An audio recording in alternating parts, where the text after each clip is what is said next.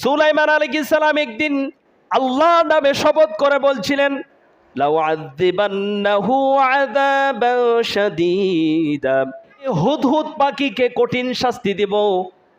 কেন সে দেরি করে আমার কাছে আসছে? হুদহুদ পাখি আর কত বড় হবে বলেন তো? একটা চড়ুই পাখি সমান, ঠিক না?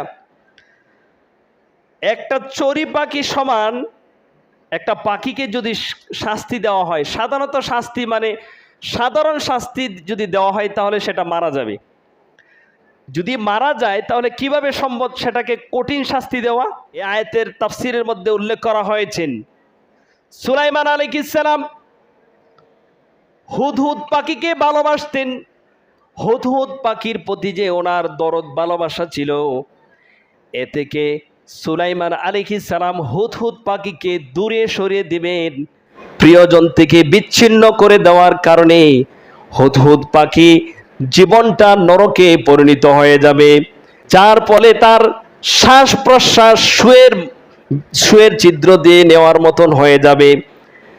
সুলাইমান আলাইহিস সালাম যে হুদহুদ পাখিকে ভালোবাসতেন, সেই ভালোবাসা থেকে হুদহুদ পাখিকে কি করে দিবেন? বঞ্চিত করে দিবেন, ওনার থেকে দূরে সরিয়ে দিবেন।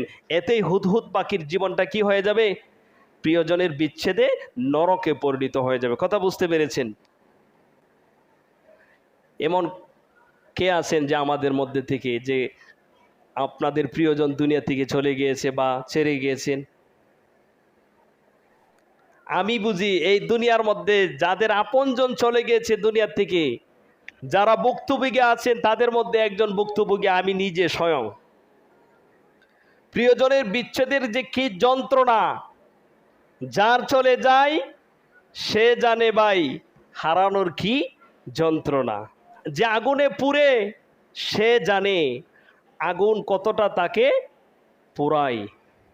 যে মায়ে তার সন্তানকে হারিয়ে ফেলেছেন, যে বাবা তার সন্তানকে হারিয়ে ফেলেছেন, সেই বাবার মা বুঝতে পারেন যে যন্ত্রণা কি জিনিস, মানুষ হারানোর বেদনা কি, মানুষ হারানোর কষ্টটা কি। কথা বুঝতে পেরেছেন?